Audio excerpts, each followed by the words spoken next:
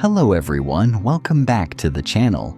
After all the misunderstandings, the waiting, and the tough days they struggled through, Toan and Lytudiem have finally gotten their motorbike back from the police station. As the iron gate closed behind them, it didn't just return a means of making a living. It marked the beginning of a new chapter in their lives. Two people who once lost their way now choose to stand side by side, moving forward slowly but with confidence. The motorbike rolls out of the station carrying away the weight of the past and a fragile sense of hope for what lies ahead. For Toan and Lytudiem, this isn't just a vehicle being returned. It's a lifeline, a chance to start over, to keep working to fix up their small home and to face the future with renewed trust in each other. What will their life look like from here? Will the peace they've just reached be strong enough to withstand the next challenges? Stay with us until the very end of the story. And if you feel connected to this journey, don't forget to like and subscribe to the channel so you can continue following Lytudiem and Toan in the episodes ahead. The morning passed slowly, as if everything had deliberately slowed down so each person could face their own tasks. Lytudiem carried her bamboo shoulder pole to the market early. The 2 baskets of cabbage were still heavy with morning dew. The outer leaves, a deep green, crisp and cool to the touch. She chose her usual spot, spread an old tarp on the ground, and stacked the cabbages neatly. The hum of buying and selling, the sharp sputter of motorbikes, and the smell of fresh vegetables mixed with damp earth filled the air. Lytudiem kept her head down, moving quickly as she weighed the produce, handed back change, and offered small, polite smiles. Every now and then, she looked up at the flow of people passing by, her gaze briefly drifting, not sad, just a short pause to breathe in the middle of a working life. At home, Toan continued fixing things up. The small house was still cluttered with wood nails, sawdust, and the scent of pine resin. Today he was installing wooden panels for the kitchen. His calloused hands held the board firmly as he measured one more time before fitting it into the frame. The steady, solid sound of the hammer rang out, beat by beat, unhurried, without hesitation. Each strike felt like a quiet promise that things would eventually fall into place. He stopped to wipe the sweat from his face and looked at the kitchen taking shape. It didn't need to be fancy, just wide enough for a small gas stove, a simple shelf to hang a few bowls, and enough space for 2 people to stand side by side while cooking. He adjusted the board, checked the joints, then bent down to drive in the screws. The smell of new wood brought back a sense of earlier days. Not loud, not heavy with nostalgia, just a rare moment of calm. Back at the market, Lytudiem had sold almost all her cabbages. She wrapped up the nicest ones for a regular customer, her voice softer as she said, "Thank you." Someone asked how she was doing. She simply smiled and answered briefly. Her thoughts drifted to Toan, to the kitchen being put together board by board with care. She imagined a simple dinner: vegetable soup, a plate of eggs, maybe a bit of braised fish. The thought made her steps feel lighter as she packed up. By late afternoon, the sunlight slanted across the front porch. Toan set the final board into place, then stepped back to take it all in. The kitchen wasn't perfect, but it was solid. He smiled quietly. In that moment, even though they were in different places, both of them shared the same rhythm. Working, waiting, and trusting that these simple pieces were slowly coming together to form a home. As Lytudiem stepped through the doorway, the familiar smell of fresh wood and sawdust rushed out to meet her. She set her basket down, and before she could say anything, Toan turned and looked at her, his eyes resting there for a beat, as if making sure she was really home.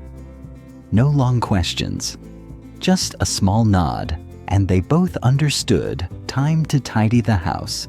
They started with the smallest things. Lytudiem picked up a broom and swept long strokes across the tiled floor, gathering dust and dry leaves into one corner. The soft, steady sound of the broom felt like the house breathing as it slowly woke up. Toan grabbed a small shovel, scooping up gravel and broken bits of brick, his movements firm and neat. Each time the shovel hit the ground, the sound was dry and clean, not loud, but decisive the way he did everything in silence. The late afternoon sun slanted through the window, casting long streaks of light across the floor. Dust floated in the air, catching the light. Lytudiem paused, brushed off her sleeves, and looked around. The house was still rough, but less chaotic. Toan stacked a few boards neatly against the wall and dragged a box of tools out to the porch. Sweat soaked through the back of his shirt, but there was a faint smile on his face, the smile of someone who could see the shape of the future starting to appear. When things were finally in order, they sat down in a corner of the house. No chairs, no table, just the two of them leaning against the wall, letting out a long breath. Lytudiem tilted her head and looked at Toan. In that quiet moment, their worries seemed to step back. Toan lifted his hand and gently touched her cheek, his fingertips still carrying the scent of wood. Lytudiem closed her eyes softly. The kiss came slowly deep, lasting just long enough for them both to remember that they were here together. No big promises were needed, just a decision spoken in a calm voice. They would go to the police station to get their motorbike back. Toan tightened his grip on Lytudiem's hand, his gaze steady. She nodded. In that nod was the exhaustion of a long day and a fragile but persistent sense of trust. Outside, the sky was darkening. Inside the newly tidied house, everything was still unfinished, but there was now a direction. They stood up, brushing the dust from their clothes. Before leaving the corner of the room, Toan looked back one more time, as if to remember this moment when love was close enough to turn a difficult decision into something they could actually do. The road leading to the police station stretched out in the late afternoon light. Lytudiem and Toan walked side by side, their pace neither fast nor slow. The wind moved through the trees along the road, carrying the smell of damp earth and red dust. Neither of them spoke much. Lytudiem's hand held tightly onto Toan's, warm, steady, like the only anchor in the face of what still lay uncertain ahead. Toan kept his eyes forward, calmer than he had expected himself to be. Each step was a quiet reminder. Get there, clear things up. Take the motorbike back, close this tangled chapter. Now and then, Lytudiem glanced at him. She didn't ask questions or offer reassurance in words. Their silence wasn't heavy, it was understanding. Inside the station, Thu sat alone at his desk. The cold white light of the fluorescent lamp fell over a stack of files. He was reviewing the case again, turning each page, each note. Then his gaze stopped. A name, a description, Toan's motorbike. The memory came back quickly and clearly. The paint color, the license plate, the date it was taken in. Thu leaned back in his chair and let out a slow breath. Something had felt off for days, and now it was finally taking shape. He reached for his phone and called Thu. The phone rang on and on. No answer. Thu tried again. Still nothing. He frowned, watching the screen go dark. In that moment, he understood that the hesitation had gone on long enough. The motorbike needed to be returned to the right person at the right time. Outside, Diem and Toan had reached the gate of the station. The iron gate stood under streetlights that had just flickered on. Toan paused for a beat and squeezed Diem's hand. She nodded. They walked in. Their footsteps echoed softly down the hallway. Thu looked up at that exact moment. His eyes met Toan's first, then Diem's. A second of silence stretched out long enough for every memory and misunderstanding to pass through. Thu stood up, his voice calm with professional composure, though his look had changed recognition. "Are you here to get your motorbike?" Toan nodded. No raised voice, no roundabout explanations, just a short, clear response.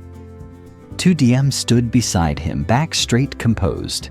Thu turned back to his desk and pulled out the file. The paperwork began to spread across the tabletop. In that space, there was a strange sense of order, as if everything had finally fallen into place. The unfinished call, the memory that surfaced just in time, and the two of them arriving at exactly the right moment. Not early, not late. Thu flipped through the file one last time, his fingers slowing, as if he were giving himself a final moment to be certain. The papers were thin, ordinary, nothing dramatic on the surface, yet they carried the weight of weeks of confusion, quiet frustration, and unspoken fear. He aligned the edges carefully, squared them against the desk, and stood up. "Please wait here," he said, his tone measured but no longer distant. Toan and Diem remained where they were, side by side. The hallway felt longer now, the air thicker with anticipation. Somewhere deeper inside the station, a phone rang briefly, then stopped. A door opened and closed. Ordinary sounds of a working building, yet each one landed with extra clarity, as if time had slowed again just for them. Thu walked toward the storage area, his footsteps echoing softly. With every step, his mind replayed the moment he had first seen the motorbike. At the time, it had been just another item logged, another case among many. But now the details felt sharper. The worn grips, the faint scratches along the side signs of a vehicle that had worked hard and carried more than just one person's weight. It wasn't new. It wasn't flashy, but it was honest. He stopped in front of the metal gate, unlocked it, and pulled it open. The smell of oil and dust greeted him. Rows of confiscated vehicles stood in quiet lines, waiting for decisions, paperwork, and time.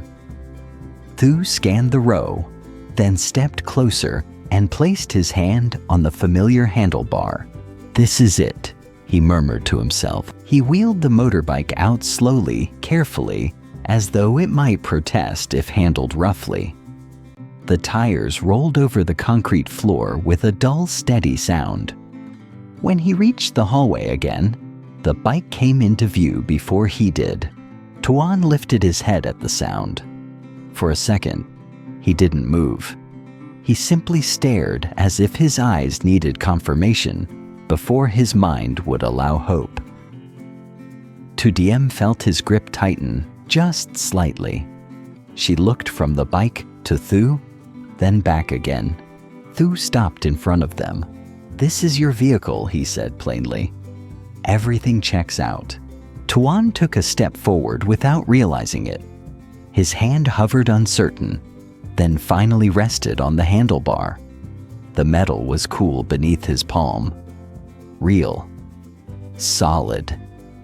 His throat tightened, but he swallowed it down. "Thank you," he said quietly. Thu nodded.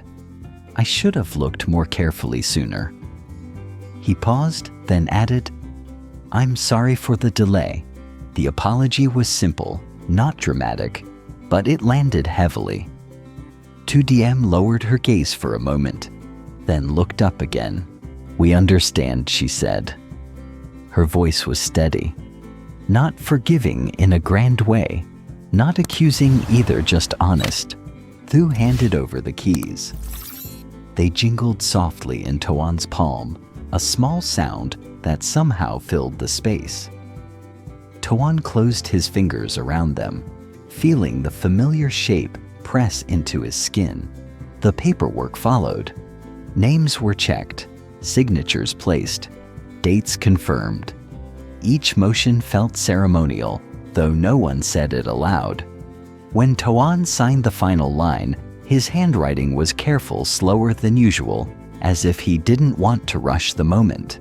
"That's all," Thu said at last. "You're free to go." "Free." The word lingered. Toan nodded again, unable to find anything more to say. He turned slightly, meeting Lytudiem's eyes. She smiled, small, controlled, but unmistakably relieved. Together, they wheeled the motorbike toward the exit.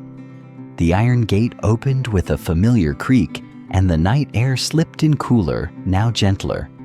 Streetlights cast long shadows across the pavement outside.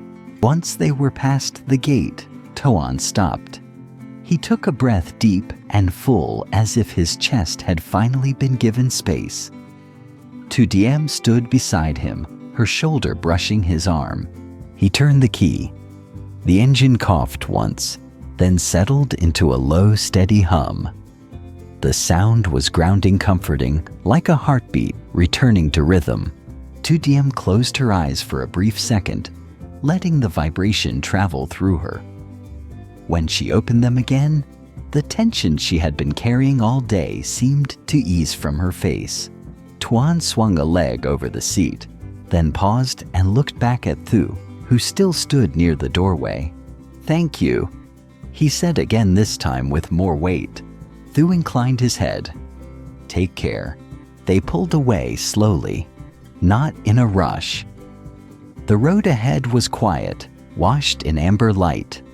As the station disappeared behind them, neither of them spoke right away. There was no need. The motorbike moved smoothly beneath them, familiar and forgiving. Lytudiem rested her hands lightly against Toan's sides, her cheek near his shoulder.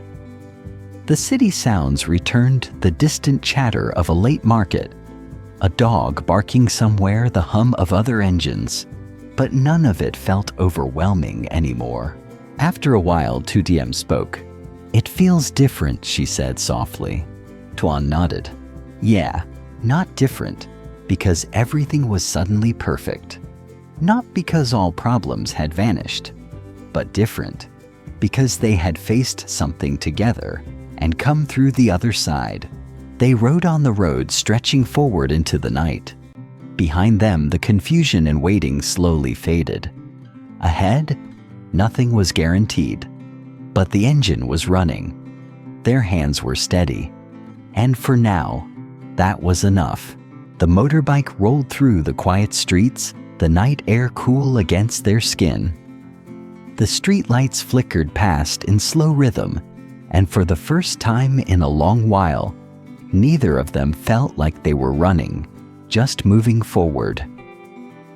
Lytudiem held on a little tighter, not out of fear, but because she finally could. Toan kept his eyes on the road, but his shoulders weren't as tense anymore. It wasn't a big victory that changed everything overnight. Yet, it was enough to remind them that life could still give them a way back. When they turned into their small lane, the house appeared ahead, still unfinished, still dusty, still missing so many things. But now it felt different. It wasn't just a place they were stuck in. It was a place they were building piece by piece, day by day. Toan cut the engine in front of the porch. The sudden silence felt soft, like a blanket after a long day. He looked at the kitchen frame inside through the open doorway, then glanced at Lytudiem. "We'll make it work," he said, simple and calm. Lytudiem nodded. She didn't answer with a promise. She answered by stepping closer, by standing beside him in the same spot, by letting her hand find his again as naturally as breathing. In that moment, the motorbike wasn't just a vehicle they got back. It was proof that they hadn't lost everything, that the things they fought for still mattered. But the truth is, this is only the beginning, because getting the bike back doesn't erase what happened. It doesn't erase the people who caused trouble, the unfinished questions, or the pressure that still waits at the edge of their lives. There are still debts to handle, work to keep up with, and a home that needs time, money, and patience to become what they dream it can be. And sometimes, the hardest part isn't losing something. It's holding on to it after you've finally gotten it back. So what comes next for Toan and Lytudiem?